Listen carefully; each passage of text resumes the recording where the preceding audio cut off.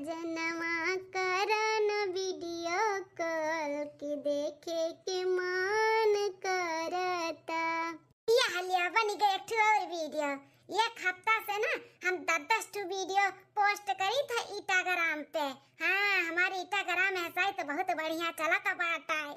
हाँ बहनी, ये वीडियो हमारा अगर वायरल हो जाए ना तो हम फेमस हो जाए। और जब फेमस हो जाए ना तो चाहे जहाँ जाए ना तो भीड़ हो जाए, भीड़ लाग जाए हमें देखे खातिर।